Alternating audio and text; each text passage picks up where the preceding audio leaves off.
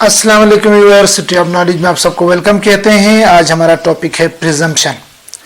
Presumption jurisprudence, English jurisprudence का लफ्ज़ है। प्रिजम्पशन के बारे में आज हम पढ़ेंगे। प्रिजम्पशन का इंट्रोडक्शन मैंने यहाँ लिखा है। Presumption, legally speaking, presumption is not an evidence. अगर कानूनी तौर पर देखा जाए तो प्रिजम्पशन एक एविडेंस नहीं है। ये एविडेंस नहीं है। क्यों कहता है? अदालत में किसी भी फैक्ट को प्रूफ करने के लिए एविडेंस चाहिए, और एविडेंस नहीं है का मतलब यह है कि एविडेंस के बराबर ही कोई चीज है। बराबर तो नहीं होगी, एविडेंस के रिप्लेस में कोई चीज है। अगर हम इसको कहेंगे presumption is not an evidence, presumption एक एविडेंस नहीं है, it is an assumption of fact. ये किसी फैक्ट के बारे में एज्यूम है, एज्यूम करना है, कयास करना। उर्दू में जो प्रिजम्पशन का लफ्ज है इसको हम कयास कह सकते हैं। प्रिजम्पशन एक एविडेंस तो नहीं है, लेकिन एक एजम्पशन है ऑफ फैक्ट। किसी भी काम, किसी फैक्ट के बारे में एज्यूम करना, that the law requires to be made from another fact और ग्रुप ऑफ फैक्ट्स। जिसको लॉ जो है किसी और फैक्ट से ड्रॉ करता है या किसी ग्रुप ऑफ फैक्ट्स से इसको ड्रॉ करता है। ये एज्यूम करता है, ये प्रिज्यूम करता है कि अगर ऐसा हुआ है तो ऐसा भी हुआ होगा। इसको हम कहते हैं प्रिजम्पशन कहते हैं।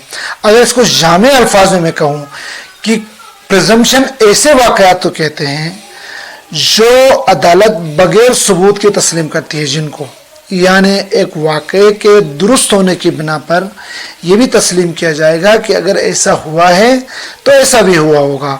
सपोज करें कि मैं एक मिसाल आपको देता हूं कि अगर अदालत जो है, अदालत के अंदर जो है एक रसीद पेश की जाती, किसी ने पैसे लिए हैं और इसने रसीद लिख के अपना सिग्नेचर के साथ इस बंदे को वापस किया है।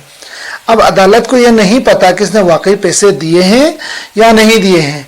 अदालत जो है इस रसीद के ऊपर प्रिज्यूम करेगी कि रसीद दिया है तो पैसे भी लिए होंगे, तो लिहाजा इसको हम कहते हैं प्रिजम्पशन।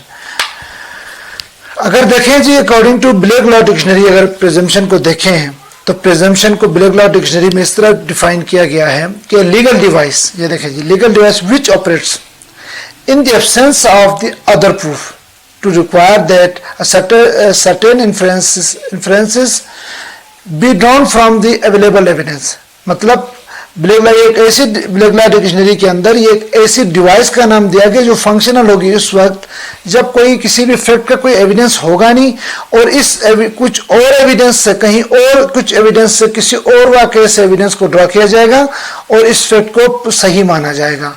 इसको ब्लैक लॉ डिक्शनरी जो है प्रिजम्पशन कहती है। प्रिजम्पशन की दो टाइप्स हैं, presumption of law and presumption of fact. Presume कौन करेगा? प्रिज्यूम जो है अदालत करेगी, कोर्ट करेगी। तो अब हम प्रिजम्पशन के अंदर देखते हैं कि प्रिजम्पशन अदालत कैसे लिखेगी। मतलब किसी भी फैक्ट को कहती है मैं प्रिज्यूम। इसका मतलब यह है कि अख्तियारी, ऑप्शनल प्रिज्यूम है। मैं प्रिज्यूम ऑप्शनल कर सकती है, इसको ये वो बाद में चैलेंज भी किया जाएगा।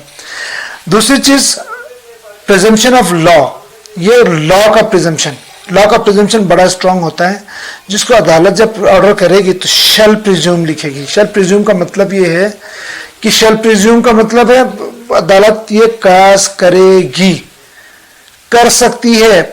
प्रिजम्पशन ऑफ फैक्ट में कयास कर सकती है, मतलब ऑप्शनल है, कर सकती है, नहीं भी कर सकती है। ये अदालत के सवाबदीद पे है।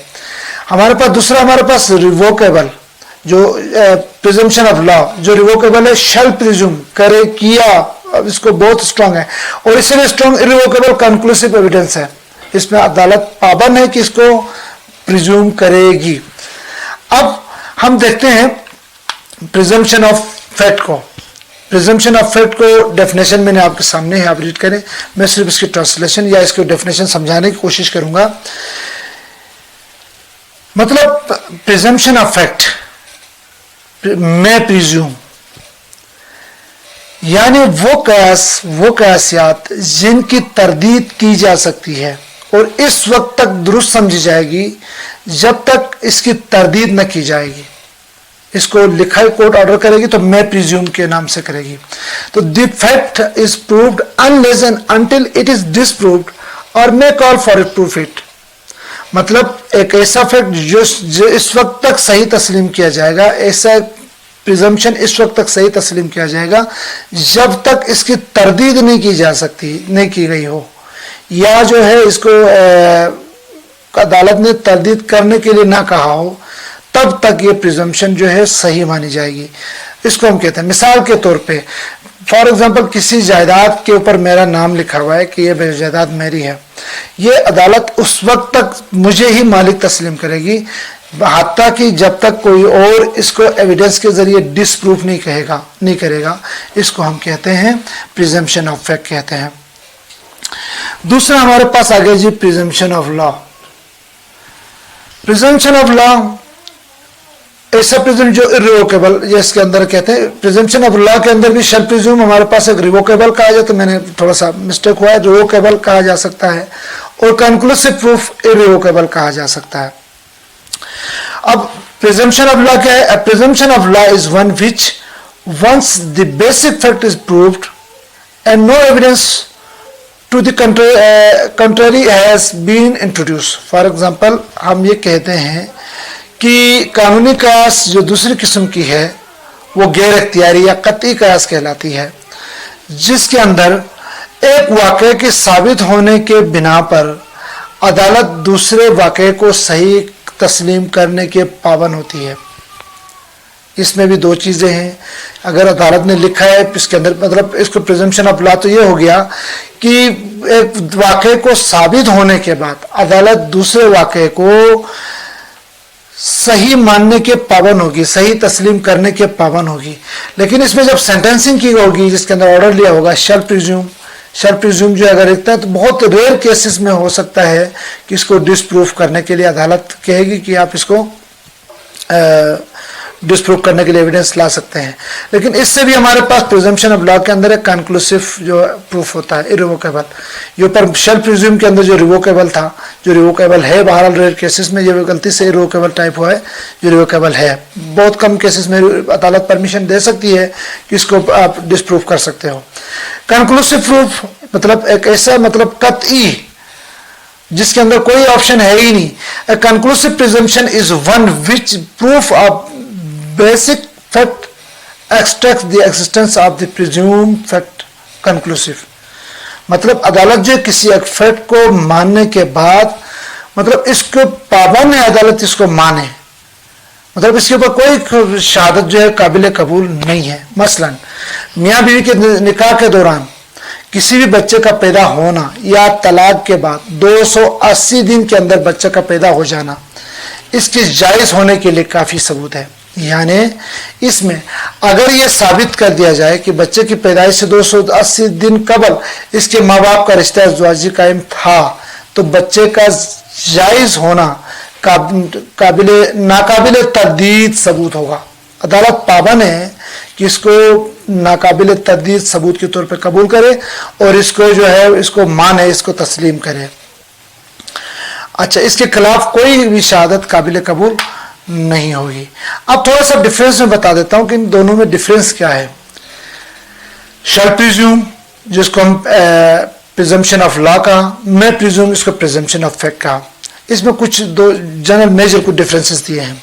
सबसे पहले शैल प्रिज्यूम और मैं प्रिज्यूम, मतलब इसको जहन में रहे कि शैल प्रिज्यूम प्रिजम्पशन ऑफ लॉ है और मैं प्रिज्यूम प्रिजम्पशन ऑफ फैक्ट है।